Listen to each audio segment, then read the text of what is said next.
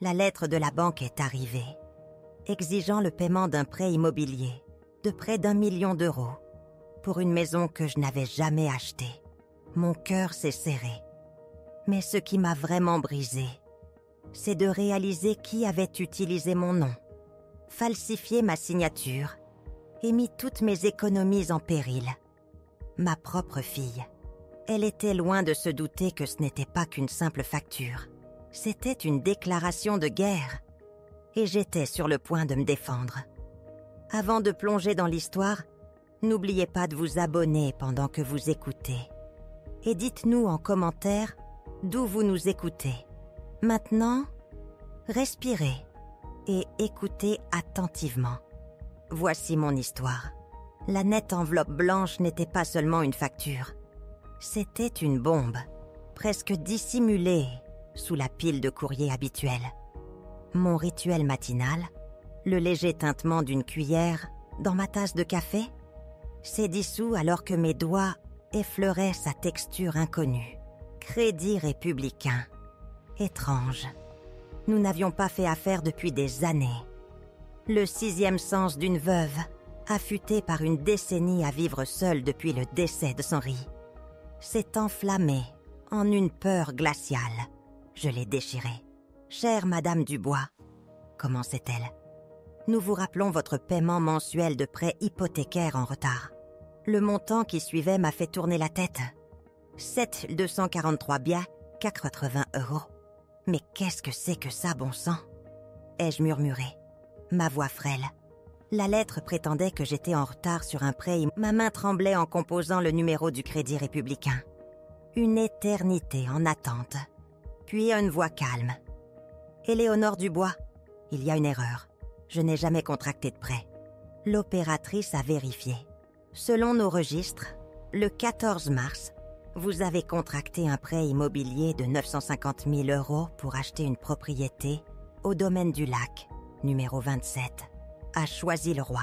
« Impossible !» ai-je haleté. « Je n'ai signé aucun document de ce genre. » Sa réponse neutre m'a glacée. « Nous avons toute la documentation, Madame Dubois, y compris votre signature sur l'accord de prêt, des copies de passeport, votre numéro de sécurité sociale, vos déclarations de revenus. » Ma gorge s'est asséchée. Quelqu'un avait utilisé mon identité pour cette somme colossale. C'est une fraude, ai-je déclaré, ma voix tremblante. Quelqu'un a volé mes données. L'opératrice a conseillé de le signaler aux autorités, ajoutant un avertissement tranchant. Tant que l'affaire n'est pas clarifiée, la banque vous tient pour responsable. La ligne a coupé. Le silence dans ma cuisine était assourdissant. La sonnerie stridente du téléphone m'a fait sursauter. Le nom de Chloé s'est affiché. « Maman, tu t'es souvenue? C'est l'anniversaire de Léa aujourd'hui. » a-t-elle lancé, sautant la salutation. « On t'attend à 3 heures. Et s'il te plaît, pas ce pull vert affreux.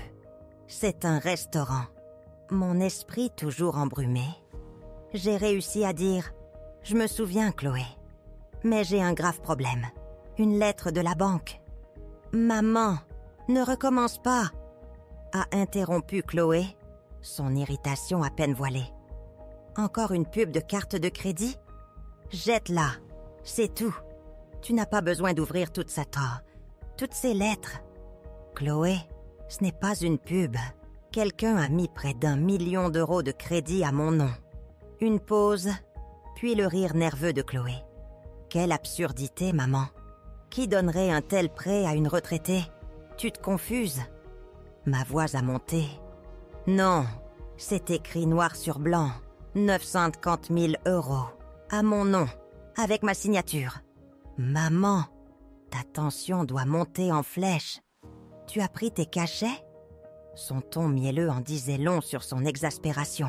« Arrête de me parler comme si j'étais folle. » Je ne criais que rarement. Je suis saine d'esprit et je vais voir les autorités. Les autorités? Oh mon Dieu, maman, tu vas essayer de nous embarrasser devant toute la ville? Chloé semblait paniquée.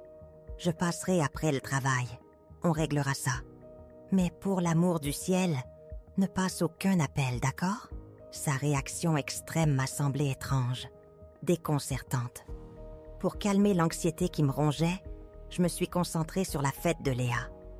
J'ai repassé ma robe bleu foncé, le sifflement de la vapeur étant une distraction temporaire. Mais mes pensées revenaient en boucle. Le prêt, la banque, le comportement étrange de Chloé. Un sentiment lancinant que tout s'effondrait. À la Rose d'Or, Olivier, mon fils, et son épouse, Blanche, étaient déjà là avec leurs adolescents. Olivier, courtier en douane, adorait étaler sa réussite. « Maman, tes cheveux dépassent encore de ton oreille gauche », a-t-il dit pour me saluer, au lieu d'un « bonjour ». Le sourire de Blanche était poli, sans jamais atteindre ses yeux. Chloé est arrivée en retard avec son mari, Marc et Léa. « Grand-mère, tu es venue », a dit Léa, une légère surprise dans la voix, comme si ma présence était une anomalie. Elle a pris le bracelet en argent emballé que je lui ai offert, a murmuré des remerciements et s'est aussitôt tournée vers son cousin. « Maman, quelle histoire as-tu inventée à propos du prêt ?» a chuchoté Chloé en se penchant. « J'ai une lettre. » ai-je tranquillement insisté. « Pour l'amour du ciel, n'en parle pas devant tout le monde. » Chloé s'est redressée, demandant à voix haute si je voulais une salade ou une soupe. Le déjeuner était tendu. Olivier et Chloé parlaient affaires, me posant occasionnellement des questions condescendantes. « Tu te souviens encore de l'oncle Robert ? Ou es-tu sûr que ça va seul dans cette grande maison ?» Ils insinuaient souvent que je devrais déménager, laissant entendre qu'ils voulaient vendre ma maison. Alors que Léa ouvrait les cadeaux, Chloé a murmuré à voix haute que mon bracelet était démodé. À quoi bon expliquer l'héritage à ceux qui ne voyaient que des étiquettes de prix? Après la fête, Chloé a promis de passer. J'ai pris le bus pour rentrer, cette étrange anxiété me serrant de plus en plus. À la maison, j'ai relu la lettre. Domaine du Lac, chic. J'ai utilisé l'ordinateur d'Olivier pour chercher l'adresse. Domaine du Lac 27, Choisy-le-Roi. Des photos d'une luxueuse maison à 2 étages avec des fenêtres panoramiques sont apparues. La valeur correspondait au prêt. Et la date de vente? Mars. Exactement quand le prêt avait été traité. Le nouveau SUV de Chloé a crissé sur mon allée. Elle est entrée, nerveuse, évitant mon regard, se coiffant constamment. « Où est cette lettre, mère ?» a-t-elle exigé. Je la lui ai tendue. Son visage s'est vidé de ses couleurs tandis qu'elle la parcourait. « C'est une sorte d'erreur », a-t-elle balbutié. « Ou une arnaque. Quelqu'un a utilisé tes données. C'est ce que j'ai dit. Je vais voir les autorités. »« Non, non, non, non !» a lancé Chloé. « Je vais m'en occuper. J'ai une amie au Crédit Républicain. J'ai aussi trouvé quelque chose. » ai-je déclaré calmement. « Le domaine du Lac est une belle maison, d'après Internet. Et tu as une nouvelle voiture. Tu n'as jamais mentionné en avoir changé. »« Maman, qu'est-ce que tu essaies de dire ?» Sa voix s'est durcie. Rien pour l'instant, juste une observation. Chloé a serré son sac à main. « Je vais m'occuper de la lettre. Tu n'as rien à craindre. »« Je crois que si. Quelqu'un a contracté un prêt en mon nom, utilisé mes documents, falsifié ma signature. Si je ne paie pas, je perds ma maison. Personne ne prendra ta maison. » a explosé Chloé, la fureur déformant son visage. « Bon sang de bonsoir, maman. Pourquoi faut-il toujours que tu compliques tout?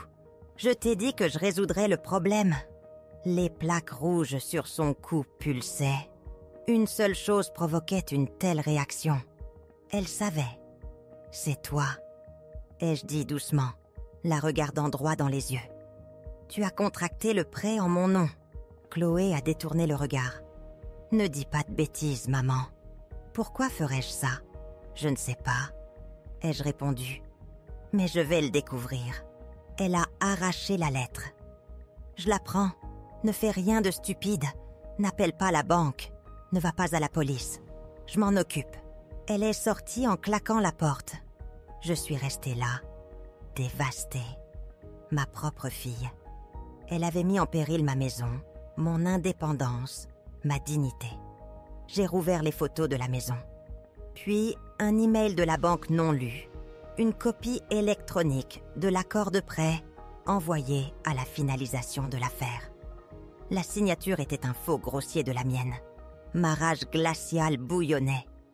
Pendant des années, mes enfants m'ont traité comme un fardeau.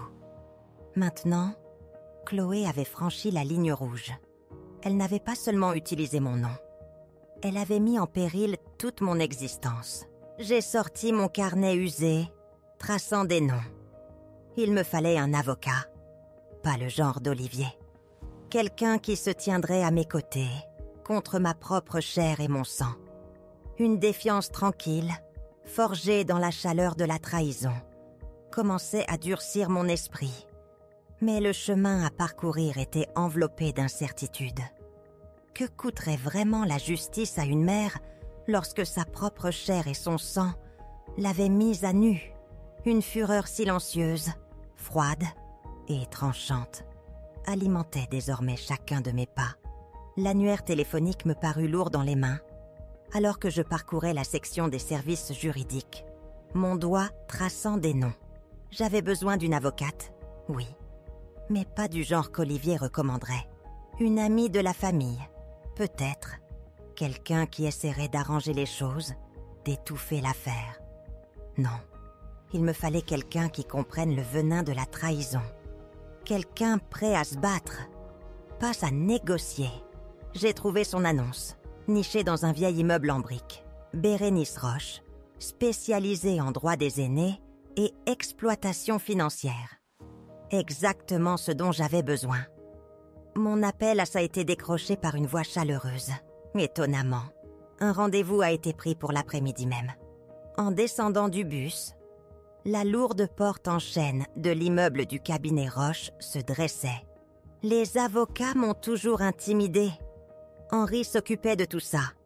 Je peux le faire, ai-je murmuré, en poussant la porte. La réception était petite, mais douillette, remplie de plantes en pot. Madame Dubois, une jeune femme aux cheveux courts m'a saluée. Maître Roche vous attend. Le bureau de Bérénice Roche était une révélation. Pas rigide et formel, mais lumineux, avec de grandes fenêtres donnant sur la ville. C'était une femme d'une 60aine d'années, aux yeux bienveillants et aux cheveux gris courts, vêtue d'un élégant tailleur bleu. Sa poignée de main était ferme, rayonnant une confiance tranquille. « Dites-moi ce qui vous amène ici, Madame Dubois », a-t-elle dit, sortant un bloc-notes. J'ai commencé par la lettre de la banque, le prêt impossible, la réaction paniquée de Chloé. Ma voix, tremblante au début, a trouvé un rythme régulier en racontant comment j'avais trouvé les photos du domaine du lac, le nouveau SUV de Chloé, et cette confrontation finale, dévastatrice, dans mon salon. Bérénice a écouté, son regard inébranlable, posant occasionnellement une question tranchante et clarifiante. Quand j'ai eu fini, elle s'est penchée en arrière, tapotant son stylo. Ce que vous avez décrit, Madame Dubois, est un cas classique d'usurpation d'identité, aggravé par l'implication familiale. Malheureusement, ce n'est pas rare avec les personnes âgées. Pensez-vous vraiment que Chloé l'a fait ? Ai-je demandé, m'accrochant encore à une infime lueur de doute. Les yeux de Bérénice ont rencontré les miens. Qu'en pensez-vous ? J'ai soupiré, la vérité ayant un goût amer. Oui, la nouvelle voiture, sa nervosité, essayant de me faire taire. Mais j'ai du mal à y croire. Chloé a toujours été ambitieuse, un peu arrogante, mais... Un crime ? Les gens changent, a dit Bérénice doucement. Pas toujours pour le mieux. Votre fille a-t-elle montré un modèle de manque de respect pour votre indépendance ? J'ai repensé. Après le décès d'Henri, Olivier a insisté pour que je lui donne procuration sur mes comptes. J'ai refusé, provoquant un sacré scandale. Il a même menacé de me faire déclarer incapable. Puis les discussions constantes sur la vente de ma maison. Trop grande pour toi seule, maman. Tu ne peux pas l'entretenir. Il m'avait même trouvé un joli petit appartement dans une maison de retraite. Bérénice a pris des notes. Avez-vous un testament, Madame Dubois? Chloé et Olivier héritent à parts égales. Henri et moi l'avons décidé il y a des années. J'ai admis. Bien que j'ai songé à le changer récemment. Pour les petits-enfants, à la place. Je vois. Elle a hoché la tête. Maintenant, nous avons des options. Premièrement, aller à la police pour signaler un crime. C'est le plus drastique, menant à d'éventuelles poursuites judiciaires contre votre fille. Mon estomac s'est serré. Chloé en prison? L'idée était absurde. Y a-t-il d'autres options? Ai-je demandé doucement. Deuxièmement, une action civile. Nous pourrions intenter un procès pour faire annuler l'accord de prêt pour fraude. Moins drastique, mais toujours public, a poursuivi Bérénice. Troisièmement, une résolution à l'amiable. Je pourrais écrire une lettre exposant les faits, exigeant qu'elle prenne en charge le prêt. La menace d'une action en justice pourrait la forcer à agir. Je suis restée en silence, digérant tout cela. Toutes les options me semblaient horribles. Encore plus horrible était ma propre fille, qui m'avait mise dans cette situation. Et si je ne faisais rien? Ai-je finalement demandé? Ignorer simplement ce prêt? Bérénice a secoué la tête. La banque commencerait la saisie. Des frais de retard, des agents de recouvrement, et finalement la saisie de votre maison. Mais ce n'est pas juste. Je n'ai rien signé. Ai-je crié. La justice et la loi ne sont pas toujours la même chose, Madame Dubois. A dit Bérénice, sa voix douce. Pour prouver que vous n'avez pas contracté le prêt, nous devrions prouver la fraude. Et cela signifie nommer le fraudeur. Mes yeux se sont fermés. Chloé, toujours ambitieuse, calculatrice, même enfant. L'incident de la pièce de théâtre, quand elle avait 15 ans, la fille qui avait le rôle principal s'était soudainement cassé le bras. Chloé avait eu le rôle. Henri et moi n'en avons jamais parlé. Mais l'inquiétude dans ses yeux. Chloé avait choisi les services sociaux non par compassion, mais par soif de pouvoir. Elle a toujours été envieuse du luxe des autres. Avez-vous besoin de temps pour réfléchir? A demandé Bérénice. Oui, je suppose que oui. J'ai hoché la tête. C'est une décision trop importante. Je comprends. Elle m'a tendu sa carte. Appelez-moi. Mais ne traînez pas trop. Le temps joue contre nous. Sur le seuil, une pensée m'a frappée. Maître Roche, que feriez-vous? Bérénice a hésité. Je ne peux pas vous donner un tel conseil, Madame Dubois. Chacun décide de ce qui est le plus important, les liens familiaux ou la justice. Si les liens familiaux sont déjà brisés, alors il n'y a que la justice et le respect de soi. Je suis partie le cœur lourd. Il bruinait, une pluie froide qui reflétait ma tempête intérieure. Marchant lentement vers l'arrêt de bus, les mots de Bérénice résonnaient. Si les liens familiaux sont déjà brisés, alors il n'y a que la justice et le respect de soi. Une vraie famille pouvait-elle exister quand certains de ses membres trichaient et abusaient? Le bus était en retard. Je me suis assise, regardant des gens indifférents presser le pas. Les souvenirs tourbillonnaient. Chloé, petite fille, courant vers moi avec un dessin. « Maman, c'est toi !»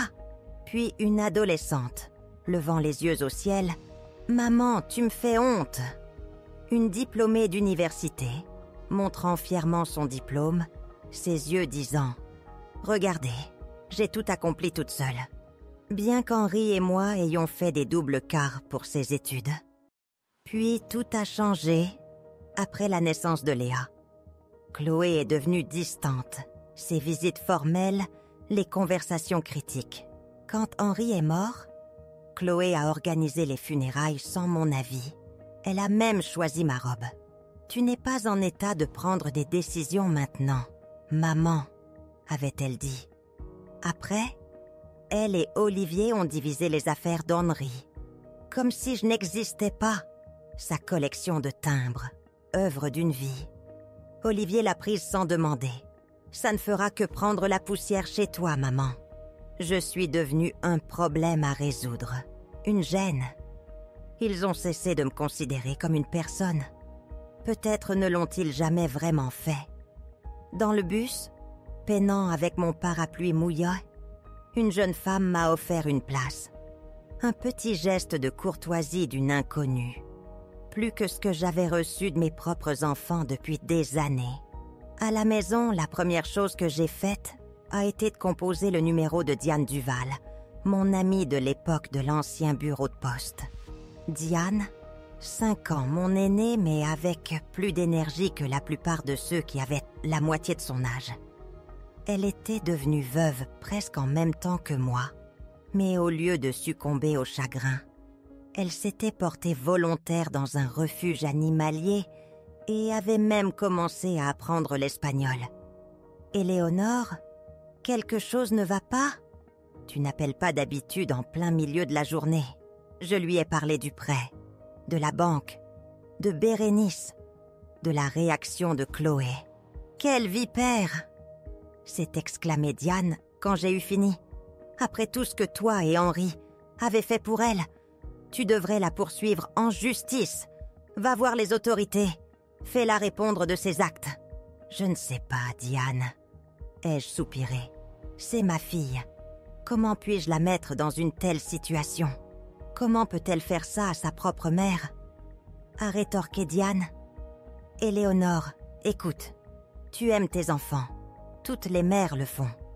Mais parfois, aimer, c'est les laisser affronter les conséquences. Si Chloé s'en sort comme ça, qu'est-ce qu'elle fera la prochaine fois ?» Ces mots avaient un sens glaçant. « J'y réfléchirai. J'ai besoin de temps. »« Juste pas trop, » a prévenu Diane. « Ces banquiers n'attendront pas éternellement. Et souviens-toi, je suis de ton côté, quoi que tu décides. » Après avoir parlé à Diane, un petit sentiment de soulagement m'a envahi. Au moins une personne me soutenait inconditionnellement. J'ai préparé du thé, assise près de la fenêtre tandis que la pluie s'intensifiait, tambourinant un rythme apaisant sur la vitre. Mes pensées se sont lentement clarifiées. Que dirait Henri ? Justice doit être faite, disait-il souvent. On ne peut pas laisser les autres marcher sur soi, même la famille. Peut-être l'avais-je permis trop longtemps. Ma nature accommodante avait mené Chloé à cela. Elle savait que je préférerais me taire. Mais pas cette fois. Fini d'être la serpillière. Fini d'être invisible. Ma main a tendu vers le téléphone. Le numéro de Bérénice Roche. Ma décision était prise, endurcie par le poids d'années de manque de respect subtil, culminant dans cette trahison choquante. Était-ce le moment où Éléonore commençait vraiment à se retrouver ? Ou simplement le premier pas douloureux dans une guerre qu'elle ne pourrait jamais entièrement gagner ?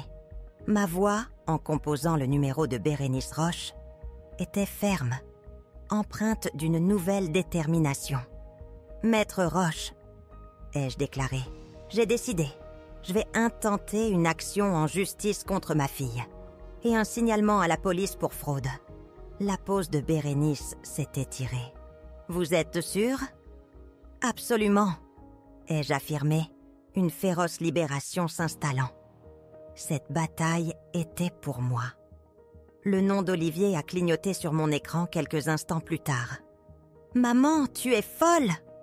a-t-il rugi. « Chloé est hystérique. Un procès pour une simple lettre de la banque ?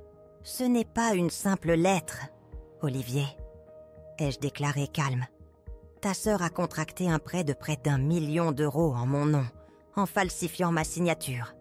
C'est une fraude. Elle n'arrête pas les paiements. Pourquoi es-tu toujours aussi pénible ?» Sa voix a changé. « Tu savais que Chloé a utilisé mes papiers ? » Un silence révélateur.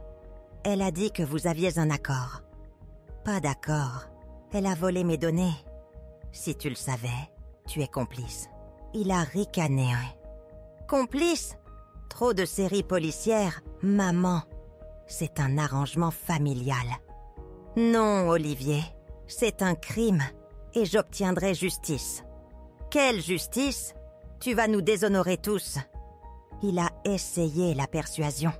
Chloé ne voulait pas faire de mal, juste une vie meilleure pour sa famille. À tes dépens. La pluie battait dehors. Non, Olivier, ai-je murmuré. Tu aurais dû respecter ta mère. Maintenant, tu vas payer. J'ai raccroché. Mes mains tremblaient, mais un calme tranquille s'est installé. J'avais Bérénice, Diane et moi-même. Que coûterait vraiment la justice à une mère lorsque sa propre chair et son sang l'avaient dépouillée? Le téléphone, encore chaud de l'indignation d'Olivier, me semblait lourd dans la main. Mais un calme surprenant s'était installé en moi. Ma détermination, endurcie par des années de déception silencieuse, était finalement devenue inébranlable. J'ai de nouveau composé le numéro de Bérénice Roche, le bourdonnement rythmique de la tonalité étant un contrepoint régulier à la tempête silencieuse qui grondait en moi. « Bérénice, ai-je commencé, ma voix claire? Je suis prête. Demain matin, 10 heures. Nous préparerons les documents. Je dépose cette plainte et le signalement à la police. » Il y eut un bref silence à l'autre bout. Puis un respectueux. « Compris, Madame Dubois. C'est un grand pas. Je serai prête. » Les jours suivants se sont déroulés dans une attente anxieuse. Bérénice était un tourbillon d'efficacité, compilant méticuleusement les documents, recoupant les dates et esquissant la voie juridique à suivre. J'ai essayé de maintenir un semblant de vie normale, m'occuper de mon jardin, lire, nettoyer. Mais mes pensées étaient un bourdonnement constant de ce qui allait arriver. Je m'attendais à un torrent d'appels de Chloé et Olivier, des supplications, des menaces, des manipulations. Pourtant, le téléphone est resté silencieux. Aucun de mes enfants ne m'a contacté. C'était troublant. Ce silence soudain et délibéré. Peut-être croyaient-ils que je reviendrais à la raison, espérant que leur silence me ferait abandonner le combat. Cela n'a fait qu'alimenter ma détermination. Puis, le jeudi matin, la voix de Diane, haletante d'excitation, a brisé le silence. « Éléonore, tu es assise? Tu ferais mieux de l'être !» s'est-elle exclamée. « Ma petite fille, Pénélope, tu te souviens d'elle, n'est-ce pas? Elle travaille à temps partiel chez Traiteur Étoile d'Argent. Elle vient de m'appeler. Leur entreprise a reçu une commande pour le traiteur de la fête de Chloé. Une pendaison de crémaillère, ce samedi, au domaine du lac. Mon souffle s'est coupé. Une pendaison de crémaillère. Dans cette maison, celle achetée avec un prêt frauduleux à mon nom.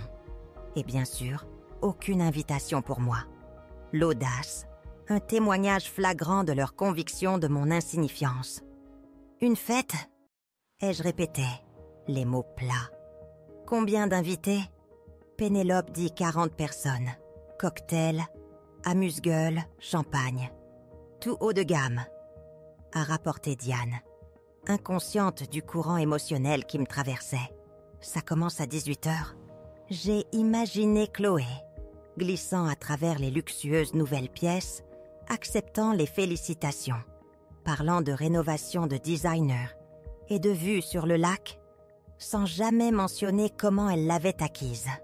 Merci de m'avoir informée, Diane. Ai-je dit, surprise par mon propre calme. C'est une information importante. Qu'est-ce que tu vas faire? La voix de Diane, maintenant curieuse, a persisté. Je ne sais pas encore. Ai-je répondu, honnêtement. Mais je suis sûre que je trouverai quelque chose. Après avoir raccroché, j'ai immédiatement appelé Bérénice. « Madame Dubois, j'étais justement sur le point de vous appeler, » a-t-elle dit. « Les huissiers ne parviennent pas à signifier la vie à votre fille. Elle ne répond ni à la porte ni à son téléphone. Je crois savoir quand et où la trouver à coup sûr. » Ai-je dit, et je lui ai parlé de la fête à venir. Il y a eu une longue pause à l'autre bout. Vous suggérez que nous lui remettions une convocation en plein milieu de sa pendaison de crémaillère ? A demandé Bérénice, une pointe d'incrédulité dans la voix. C'est peu conventionnel. Y a-t-il des obstacles légaux ? Ai-je insisté. Non, légalement, il n'y en a pas. L'huissier a le droit de signifier des documents où que se trouve le défendeur. Mais cela pourrait provoquer un scandale. Quel lait ? Ai-je dit, ma voix ferme, imprégnée d'une colère froide et juste. Ma fille organise une fête dans une maison qu'elle a achetée avec de l'argent obtenu illégalement. Et elle ne prend même pas la peine de m'inviter, même si le prêt est à mon nom. Je pense qu'un petit scandale est le moins qu'elle mérite. D'accord, a concédé Bérénice après un instant de réflexion. Je contacterai l'huissier. Mais êtes-vous sûre de vouloir être présente en personne ? Ne serait-il pas préférable de laisser l'huissier faire le travail lui-même ? Je me suis demandé pourquoi je voudrais être là. Pour voir le choc sur le visage de Chloé ? Pour savourer son humiliation ? Non, ce n'était pas ça. Je voulais que Chloé réalise que je n'étais pas une vieille femme impuissante à utiliser et à oublier. J'étais une personne capable de se défendre. Oui, je veux être là, ai-je affirmé. Non par vengeance, mais pour montrer à ma fille que je n'ai pas baissé les bras et que je ne le ferai pas. Je comprends. La voix de Bérénice était respectueuse. Dans ce cas, je m'arrangerai avec l'huissier pour vous retrouver samedi soir près de la maison de votre fille. Disons 17h30. Je vous préciserai l'endroit exact à l'approche de la date. C'est parfait. Ai-je accepté ? En raccrochant, un étrange calme m'a envahi. La décision était prise. Pour la première fois depuis longtemps, je me sentais maîtresse de la situation, plutôt que d'être à la dérive. Le samedi se profilait, un jour de jugement. Un jour qui briserait plus qu'une simple fête, révélant le véritable coup de la tromperie. Mais à l'approche du moment, pouvais-je, une mère, vraiment affronter la destruction du peu de famille qui me restait ? Le samedi s'est levé, clair et chaud, une journée parfaite pour une fête et une journée parfaite pour un jugement. La semaine avait traîné, chaque heure augmentant la tension en moi. J'ai essayé de m'occuper avec des tâches ménagères, du jardinage, n'importe quoi pour apaiser le tourbillon incessant du doute. Était-ce trop cruel ? Suis-je vraiment en train de briser ma propre famille ?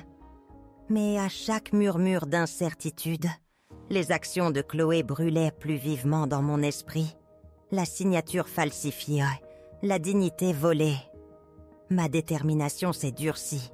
Je me suis tenue devant mon placard, une simple robe bleu foncé, avec un col blanc choisi pour son élégance austère. J'ai coiffé mes cheveux, appliqué un maquillage léger. La femme dans le miroir n'était pas brisée. Elle affichait une dignité tranquille, une force inébranlable. À 17h, j'ai appelé un taxi, une indulgence rare. Aujourd'hui était spécial.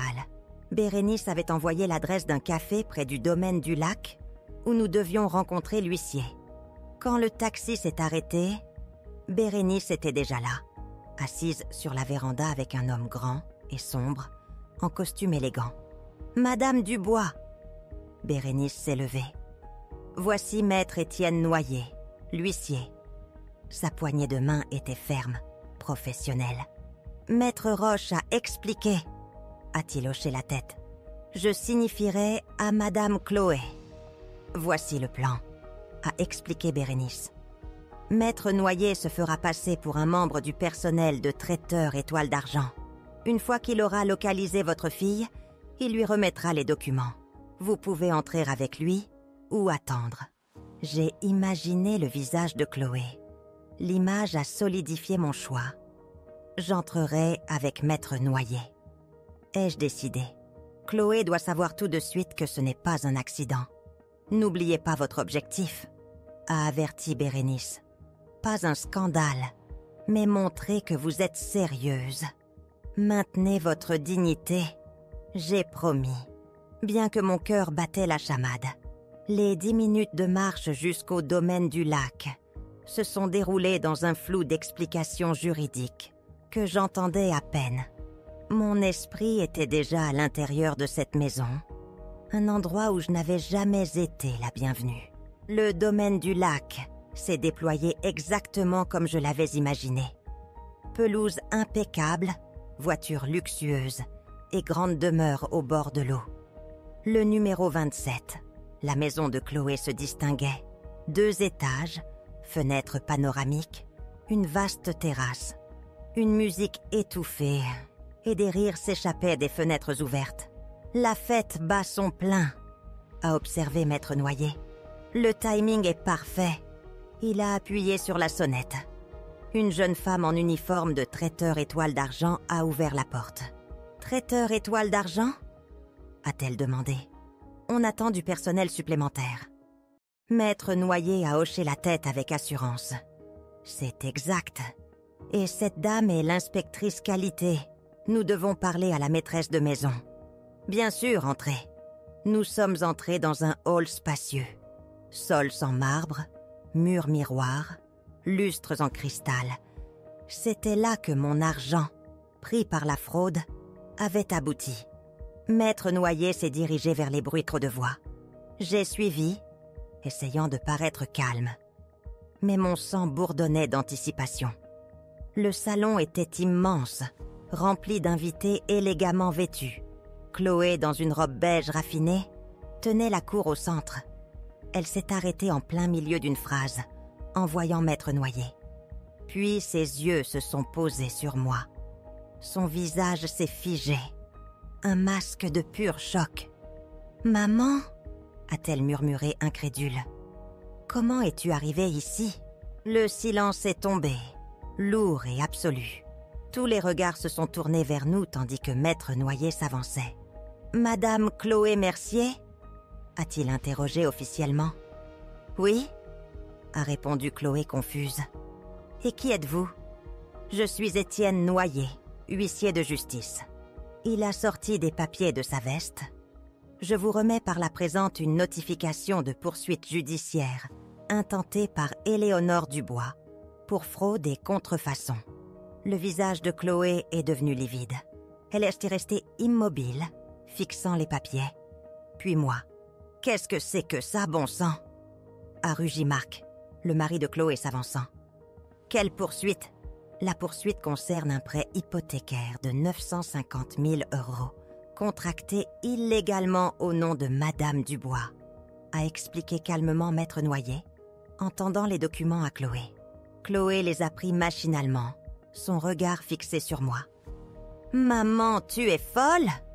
a-t-elle sifflé, sa voix à peine audible. « Faire un tel spectacle de toi-même ?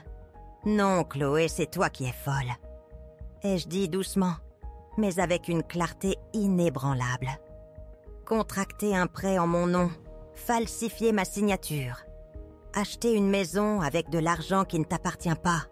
La pièce était si silencieuse que le tic-tac d'une horloge grand-père résonnait.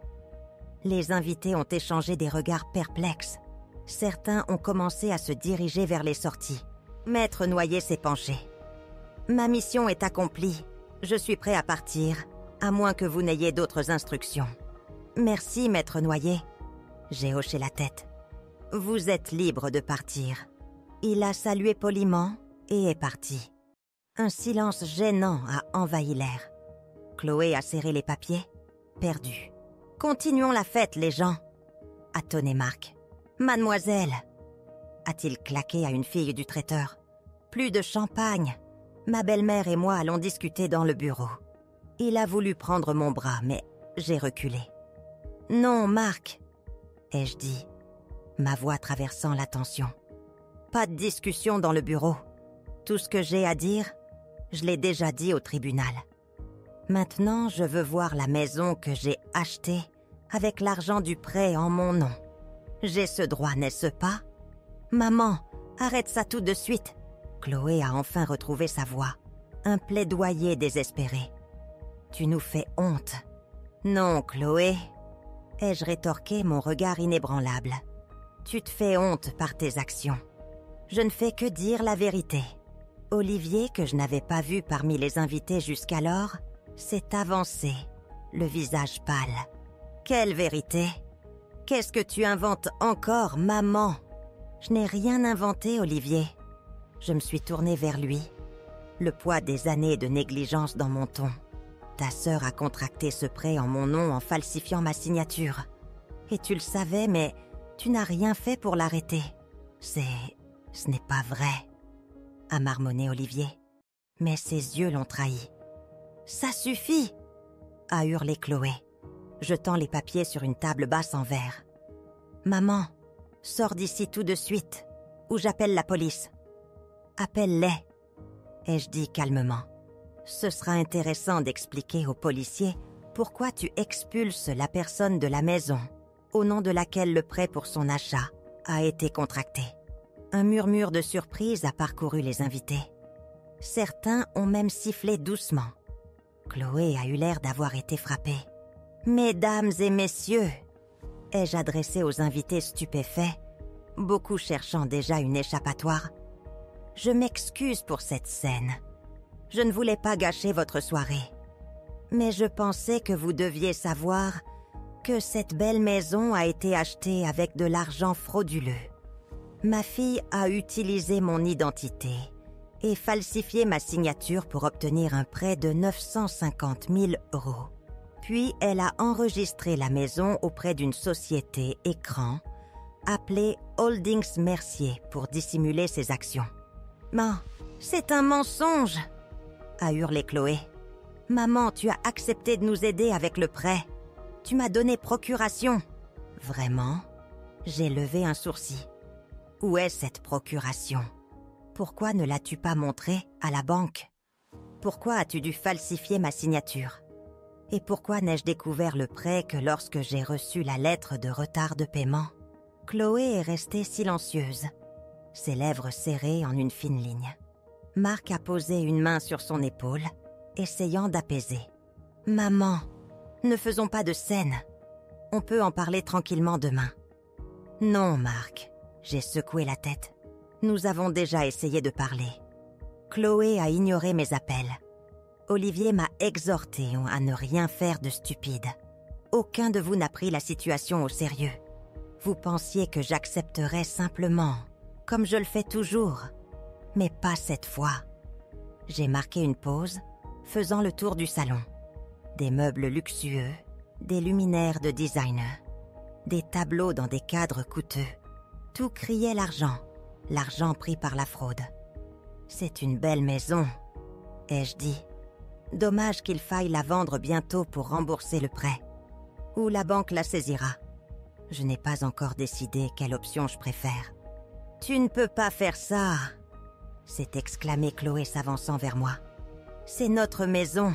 Nous avons travaillé toute notre vie pour nous offrir une maison comme celle-ci. »« Non, Chloé !» ai-je objecté. « Tu n'as pas travaillé pour ça. Tu as juste volé de l'argent en utilisant mon nom. Et maintenant, tu vas devoir en répondre. » Juste à ce moment, Léa est arrivée en courant dans le salon. Elle s'est arrêtée, voyant la scène tendue. « Qu'est-ce qui se passe ?» a-t-elle demandé, regardant de sa mère à moi. « Grand-mère, pourquoi es-tu ici ? Salut Léa. » Je lui ai souri doucement. « Je suis venue voir ta nouvelle maison. Elle est magnifique. Léa, va dans ta chambre, » a dit Chloé sèchement. « Tout de suite. »« Mais maman, tout de suite, » a répété Chloé en haussant la voix. Léa m'a jeté un regard perplexe et est partie à contre-cœur. « Regarde ce que tu as fait. » Chloé s'est tournée vers moi. « Tu as traumatisé l'enfant avec tes stupides accusations. »« Non, Chloé, » ai-je dit calmement. « Tu as traumatisé ta fille en donnant un exemple de malhonnêteté et de mépris de la loi. Que pensera-t-elle quand elle apprendra la vérité sur la façon dont tu as obtenu cette maison ? Elle ne le saura jamais. » Chloé a serré les dents. « Parce qu'il n'y a pas de vérité. Ce n'est que la fiction d'une vieille femme sénile qui est jalouse du succès de ses propres enfants. » La colère a déferlé, chaude et aveuglante. Mais je l'ai contenue. Ce n'était pas le moment des explosions émotionnelles. Fiction. J'ai secoué la tête. J'ai des preuves, Chloé. Une analyse graphologique prouvant que la signature a été falsifiée. Des dossiers médicaux prouvant que j'étais à l'hôpital Sainte-Élisabeth quand j'ai soi-disant signé l'accord de prêt. Des registres immobiliers montrant que la maison a été enregistrée à une société écran appelée Holdings Mercier. Des informations sur les paiements de prêts effectués depuis le compte professionnel de l'entreprise. Et le témoignage de Théo Girard, un agent de prêt qui a admis vous avoir aidé à contourner les vérifications en raison de votre relation passée. À chaque mot, le visage de Chloé devenait plus pâle. Pour la première fois, j'ai vu la peur vaciller dans ses yeux. « Tu bluffes !»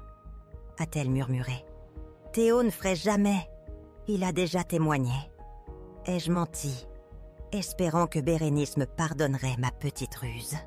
Ayant le choix entre vous aider et vous poursuivre en justice, il a choisi de sauver sa propre peau. Typique des hommes, n'est-ce pas? Marc regardait maintenant sa femme avec perplexité et suspicion. « Chloé, de quoi parle-t-elle? Théo? Qui? Rien, a dit Chloé. Elle invente tout. Alors pourquoi es-tu pâle, Chloé? A demandé Marc, sa voix empreinte de doute.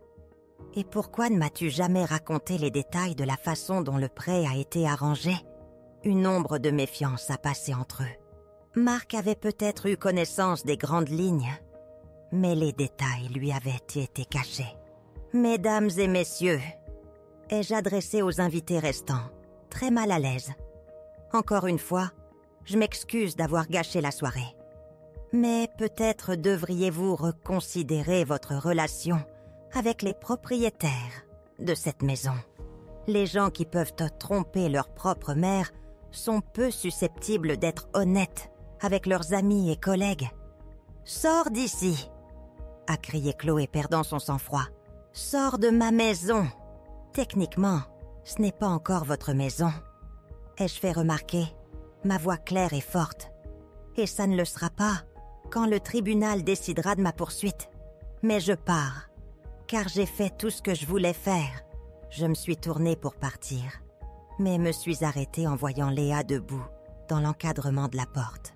Elle avait dû entendre. Ses yeux étaient grands ouverts, sous le choc. « Grand-mère » a-t-elle murmuré. « C'est vrai? Maman a pris l'argent sans ta permission ?» J'ai regardé ma petite fille, la confusion innocente dans ses yeux me déchirant le cœur. Je ne voulais pas la blesser, mais je ne pouvais pas mentir. « Oui, Léa », ai-je dit doucement. « Malheureusement, c'est vrai. Mais ce n'est pas ta faute, ce que tes parents ont fait. »« Léa, ne l'écoute pas !» a hurlé Chloé. « Grand-mère est confuse. Elle ne sait pas ce qu'elle dit. »« Je comprends parfaitement bien, Chloé. » ai-je dit, mon regard ferme, la fixant dans les yeux. Et ta fille aussi bientôt comprendra tout. Les enfants ne restent pas enfants éternellement. Ils grandissent et commencent à voir leurs parents pour ce qu'ils sont vraiment. Sur ces mots, je me suis dirigée vers la sortie.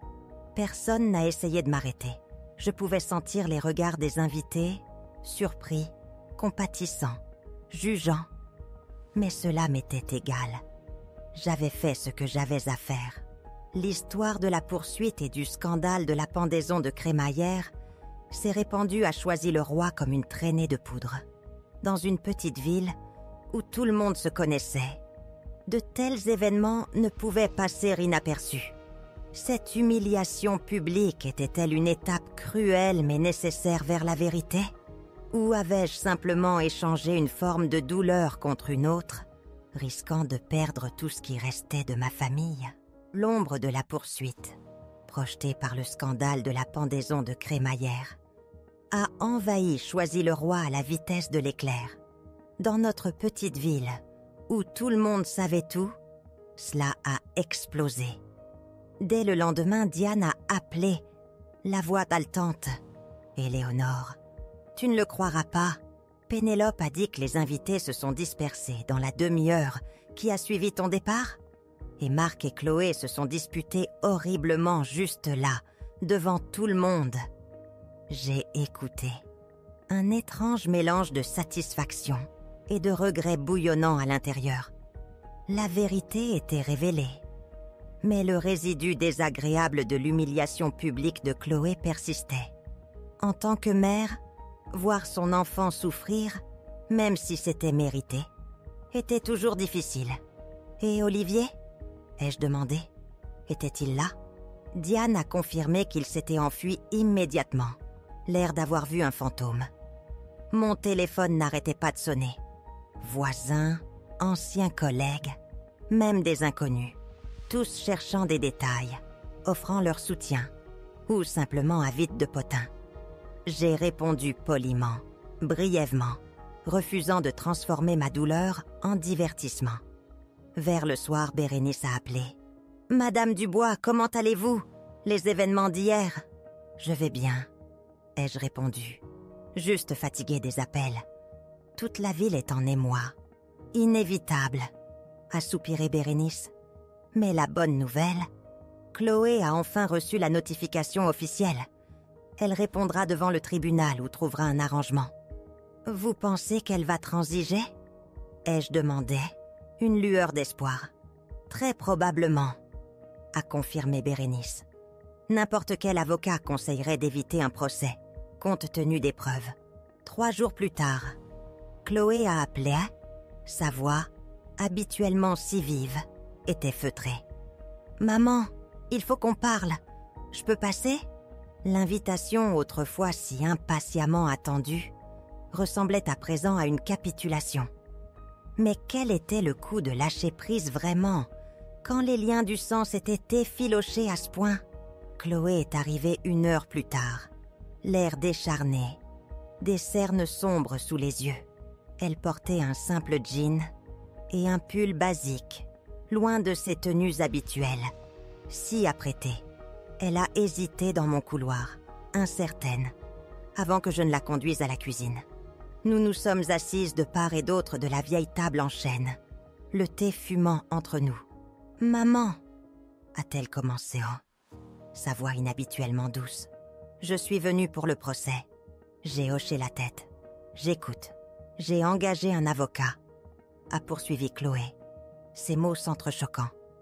Il a dit que je n'avais pas beaucoup de chance.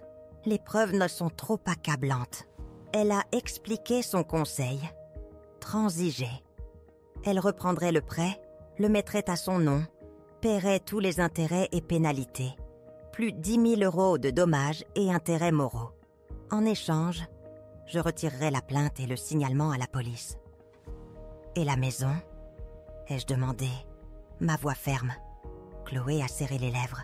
« Marc et moi, nous avons décidé de la vendre. Après tout ça. Et toi ?» ai-je insisté. « Réalises-tu ce que tu as fait ? Pas seulement légalement, Chloé. Moralement, tu as trahi ma confiance. Tu as fait ce qu'une fille ne devrait jamais faire à sa mère. Elle a fixé sa tasse. Marc et moi rêvions d'une maison au bord du lac, mais nous manquions d'apport. Théo, un ancien ami de fac au Crédit Républicain, a dit qu'il pouvait nous aider, mais avait besoin d'un co-emprunteur, avec un bon dossier de crédit. Je savais que tu dirais non. » A-t-elle avoué, une pointe d'amertume dans le ton. « Tu as toujours été si prudente. Je voulais montrer à tout le monde que je réussissais. Pas seulement une inspectrice mal payée. Je ne pensais pas que tu le saurais. Je n'ai vu aucun remords. Seulement la peur de tout perdre. Je vais examiner ton offre. » ai-je dit, mais j'ai besoin de consulter mon avocate. Elle est partie, me laissant un sentiment de vide. Cette transaction était-elle vraiment justice ou juste une tentative désespérée d'éviter les conséquences? Qu'aurait dit Henri d'une justice achetée et non méritée? L'arrivée d'Olivier fut une expression brute de rage. « Maman, ça va trop loin !» a-t-il rugi, m'accusant de détruire notre famille. « Je ne la détruis pas !» ai-je rétorqué, calme. « C'est toi et Chloé qui avez fait ça, en décidant que vous pouviez m'utiliser. » Il a balayé mes mots comme mélodramatique, insistant que Chloé voulait juste une meilleure vie. À mes dépens, ai-je conclu. C'est une fraude, Olivier. Tu savais, mais tu n'as rien fait. Il a feint l'ignorance, prétendant que Chloé avait dit que j'avais accepté. Puis a ajouté un coup cinglant. Peut-être as-tu enfin décidé de faire quelque chose de bien pour tes enfants. Va-t'en. Ai-je murmuré la finalité dans ma voix, stoppant ses supplications pour retirer la plainte. Maintenant, il est parti, menaçant que je serais toute seule. Ma douleur était réelle, mais ma résolution aussi. J'ai appelé Bérénice. Je ne transige pas. Laissons le tribunal entendre l'affaire. Chloé a besoin de vraiment réaliser ce qu'elle a fait. Le procès a commencé. L'avocat de Chloé a plaidé le consentement verbal, mais les preuves de Bérénice, analyse graphologique, mon alibi, témoignages bancaires, ont fait s'effondrer sa défense. Le deuxième jour, le juge, le visage sévère, a noté la fraude manifeste et a suggéré un arrangement. Dans le couloir, le visage de Chloé était empreint de désespoir. « Maman, s'il te plaît, je pourrais tout perdre. » Pense à Léa. Je n'ai vu que la peur des conséquences, pas de vrai remords. Tu aurais dû penser à Léa avant le crime. Ai-je dit, il ne s'agit pas de vengeance, c'est la justice. Et pour que tu comprennes les conséquences, fais ce que tu veux, a-t-elle sifflé. Mais je ne te considère pas comme ma mère. Oublie d'avoir une petite fille.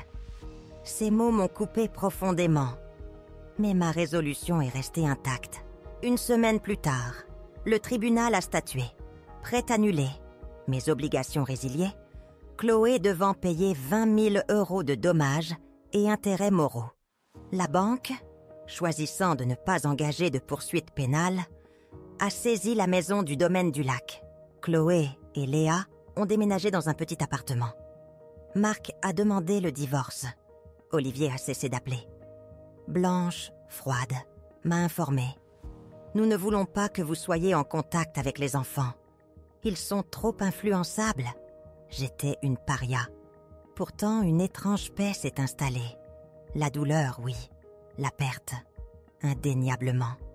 Mais aussi, un profond respect de soi et la liberté de leur emprise toxique. Diane est devenue mon soutien inébranlable. « Éléonore ?» a-t-elle demandé. « Quand as-tu fait quelque chose juste pour toi pour la dernière fois ?» J'ai réfléchi. « Il est temps d'y remédier », a-t-elle déclaré, me poussant à prendre des cours d'informatique, puis à voyager. « Tu te souviens de l'Italie ?» a-t-elle insisté. Le vieux rêve d'Henri. « Viendrais-tu avec moi, Diane ?» Ses yeux se sont illuminés. « Oui, Éléonore, j'irai. » La vie, il s'est avéré, réservait de nouveaux chapitres, de nouveaux levers de soleil. La douleur de ce qui était perdu ferait toujours partie de mon histoire, mais elle ne la définissait plus. Je me tenais au bord d'un nouveau départ, apprenant que l'estime de soi, une fois retrouvée, pouvait éclairer le chemin le plus sombre. Avez-vous déjà vécu un moment où lâcher ce que vous pensiez être votre famille signifiait en réalité trouver votre véritable soi? Faites-le moi savoir dans les commentaires ci-dessous. Votre voix compte. Et n'oubliez pas de vous abonner pour plus d'histoires de force